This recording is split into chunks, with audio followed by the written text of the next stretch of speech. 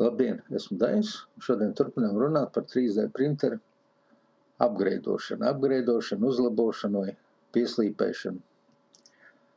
Tā, kas mums ir svarīgs, viens no svarīgiem faktoriem ir 3D printēšanas kvalitāte.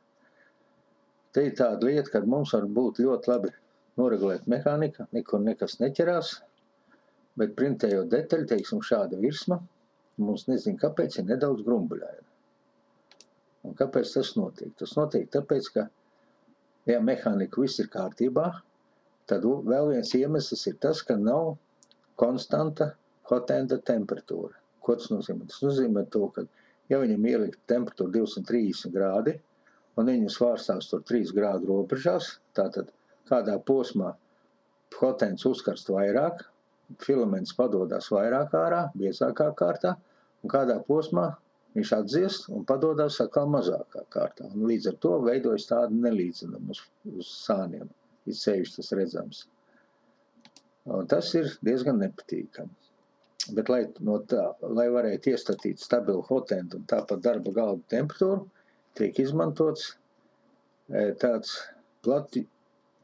platjoslas ģenerators, ar kura palīdzību, izmainot viņa frekvences, impulsu skaitu, tiek regulēta hot-enda temperatūra. Teiksim, ja parastā gadījumā tad būtu tas hot-ends jāslēdz iekšā, kad uzkars jāslēdz ārā un tā tālāk kaut kāda relēja. Tad tās svārstības būtu vēl lielākas, bet izmantojot platjoslas ģeneratoru sistēmu, elektroniski, kā saka, tā temperatūra tiek uzturēta stabili vienā līmenī. Un, lai to varētu izdarīt, mums viņam jāievada daži koeficienti pēc mūsu detaļu parametriem, lai tie atbilst mūsu izmantoto detaļu parametriem.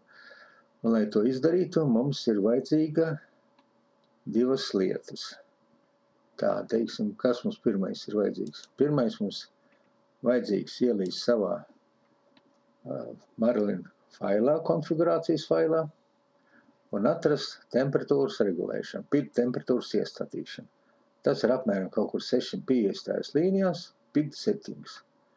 Pirmais ir hot-enda temperatūra.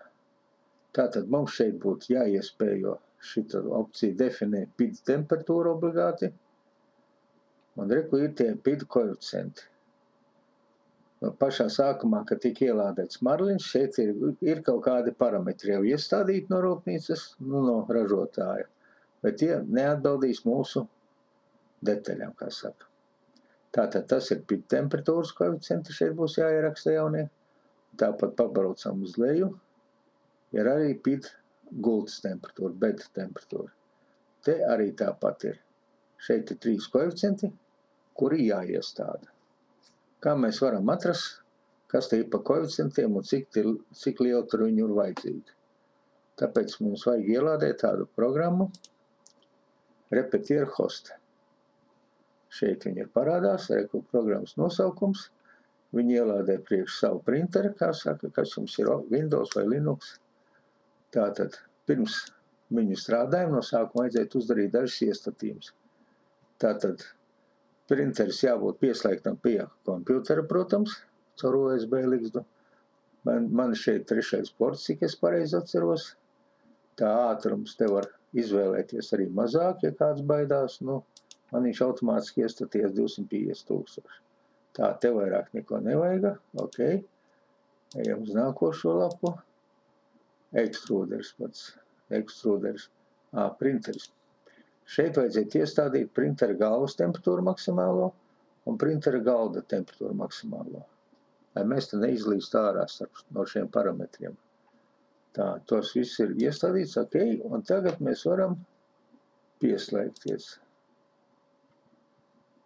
Viņš iekrāšojas zaļš, tā tad ir pieslēdzies, un tad mēs redzam, ka man jau galva ir 90 grādiem uzsilus, es te eksperimentēju mazliet, tāpēc viņa silta.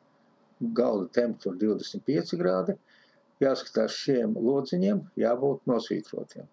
Teiksim, nevis šitā, jo tagad viņš sāks automāti sildīties līdz tai temperatūrai. Bet nosvītrotam. Tāpat arī galda temperatūrai. Jo galda un ekstrūdera temperatūru viņš regulēs programmā.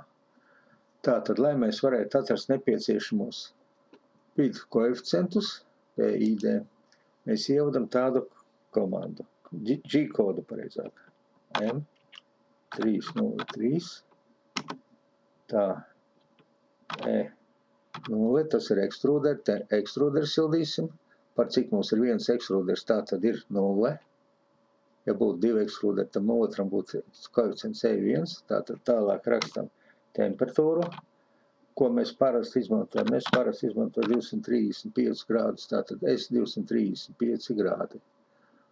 Un sūtīt. Un tagad mēs redzam, ka šeit pins auto-tune start.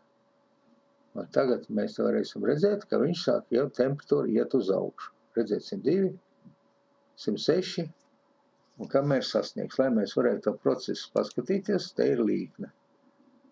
Reku viņa ir sarkanā ekstrūders. Tagad tā temperatūra kāps uz augšu. Programma Prepetier Host ir diezgan populāra. Savā laikā viņa bija pati viena no pirmajām, kuras izmantot priekš 3D printeru failus sagatavošanas printēšanai. Viņa ir diezgan vienkārša, it sevišķi iesācējiem, tur nav pārāk daudz to parametru, bet, ir arī savas kļūdas, nepilnības. Tāpēc tagad ir modernāks programmas ar precīzāku iestatīšanu. Bet, teiksim, lai mēs varētu ieregulēt savu PID koeficientu, šī programma būs ļoti parocīga. Viņa ātri lādēs un, kā saka, jebkurā laikā viņa var izdzēst un pēc tam, ja vajag atkal paregulēt, var ielādēt pa jaunu. Jo, teiksim, jaunais printeros, kur ir Clipper vadības programma, šitos PID koeficientus var jau atrast, izmantojot kompjūteru paneli vai tāpat printera vadības paneli. Bet, ja mums tāda nav, tad mēs varam izmantot šo Repetier Host. Tagad, kā redzams, viņam temperatūra iet uz leju, 234, 232, un tagad viņš veiks to stabilizēšanu. Viņš izvēlēsies optimālo līmeni kaut kādu.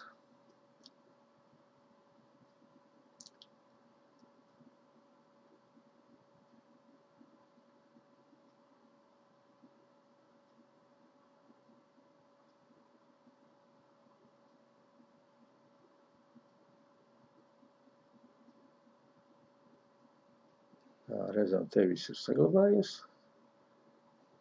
Automātiskā regulēšana ieslēgta, sākta.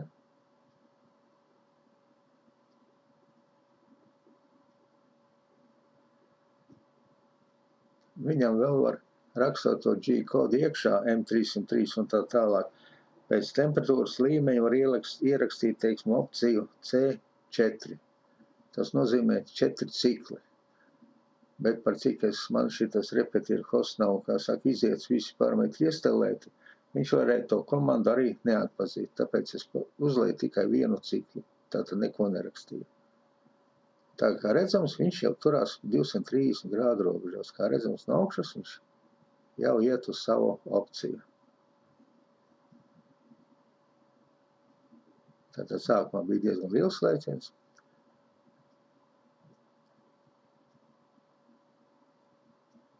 Mēs drusciņi jāpagaida.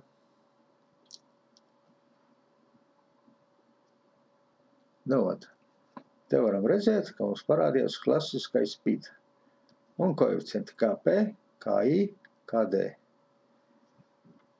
Šos 3 ciparus vajadzētu pierakstīt obligāti uz papīra, tā kā viņi saucās KP, KI, KD, ar visiem. Te nav komata, te ir punktiņš, tātad 13.67, tie ir tie saucamie PID koeficienti. Tātad šeit mēs varam beigt. Tagad, lai mēs varētu to pašu izdarīt ar galda PID koeficientiem, mēs atkal ievadam komandu M303 starpa sildīšana, bet par cik tas ir galds, tad mēs liekam -1. Tagad viņš sapratīs, ka tas ir galda sildīšana. Tālāk mēs liekam iekšā galda temperatūru. Tātad galda parasti man silda līdz 70 grādiem. Un varam laist vaļā. Sūtam Un tagad mēs skatāmies galda temperatūru, te ir 25, šitā temperatūra mums sāk atzīst, 26, 27, un tā viņa ies, tā galda temperatūra mums ir zilā krāsā, šeit viņa redzama, te ir output, bet, un tāpat arī viņa būs redzama šeit, rekoro redzēt, ka viņa ceļās uz augšu. Un tādā pašā veidā mēs pagaidām tikmēr, kamēr beigsies temperatūras stabilizēšana, un viņš izmetīs mums 3 bitu koeficientus, kurus mums arī jāpieraksta. Un kad tas tiks izdarīts, tad mēs vienkārši izējam no šīs programmas ārā un ieejam programmā Marlins. Un šeit jau mēs tagad attiecīgi izdarām vajadzīgās izmaiņas. Tātad galda temperatūru mēs ierakstam, bitu koeficientus ierakstam šajā lodziņā. Un gultas temperatūru, bitu koeficientus ierakstam šajā lodziņā. Un tagad pienāk un kompilējam failu. Un tā kā tiks pie nākošās printēšanas, tajā mēs varēsim pastīties, kā mums temperatūras līmenis staigā, vai daudz vai maz. Jebkurā gadījumā, ja mums, teiksim, liekas, ka tas temperatūras starpības no uzstādītās ir diezgan lielas, tad mēs varam atgriezties sakal šajā programmā, es izslēdzu viņu, repetieru host, un uztaisīt jaunu kalibrēšanu, un ierakstīt jaunos parametrus atpakaļ šeit iekšā. Tas būtu pa printeru kvalitāti, printēšanas kvalitāti. Bet te ir vēl viena tāda opcija, kas varbūt kādam nodara, ir gadījies tā, kad uzsilstot galdam, pēkšņi izmet kļūdu heater failed. Un tas ir tāpēc, ka viņš domā, ka galds nepareizi sildās. Lai mēs varētu izlabot to kļūdu, novērst vismaz to kļūdu, mēs ieejam iekšā configuration ADVH, viņa arī šeit ir, atveram viņu, un pašās programmas sākumā kaut kur pabraucam uz leju, un te ir thermal settings, temperatūras iestatīšana. Šeit mēs braucam uz leju, te mums nekas nav tāds. Un te mēs atradīsim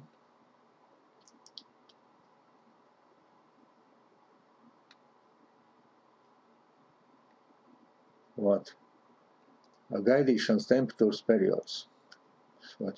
Šitas augšējais, tas ir 300 rinda, augšējais ir priekšhotenda, un šitā rinda ir priekšgultas bed temperatūra. Ko šie cipari nozīmē? Tas nozīmē, ka jā, te parasti no rūpnīcas stāv 20 sekundes un te 2 grādi. Ja 20 sekundžu laikā temperatūra nepacelsies pa 2 grādiem, tad viņš to uzskatīs par kļūdu. Teiksim, kad palaiž programmu uz sildīšanu. Un viņš izmetīs komandu heating failed. Lai tas nenotiktu, jau mazums kādu momentu var būt, tad mēs šos parametrus varam pareizināt ar 2. Tātad ieliksim 40 sekundes un 4 grādi. Un tāpēc mēs rīkosimies ar gultu. Gultai parasti te stāv 60 sekundes un 2 grādi. Tātad, ja 60 sekundžu laikā gultas temperatūra nepacelsies vairāk par 2 grādiem, tad viņš to uztveras kā karsēšanas kļūdu un atslēgs printeri. Tas ir domāts priekš printeru aizsardzības, ugunsdrošības, lai viņš nepārkarst un kaut ko tur nenosvilinātu. Bet mēs tos parametrus nedaudz uztaisīsim rupjākus, un pēc tam, ja pašiem vēlēšanās, ja viss stabili strādā, tad darba gaitā šos parametrus var pamainīt uz leju. Bet, es iestatīju savus, par cik es pārrakstīšu to Marlinu, iestatīju lielākus, un man aizgāja, jo man sākumā to kļūdu met. Un tad, kad mums tas viss ir iestādīts, tad mēs varam kompilēt programmu, kompilējam programmu, ieliekam printeru māceklatē, un viss notiksies. Un ar to arī šodien beigšu.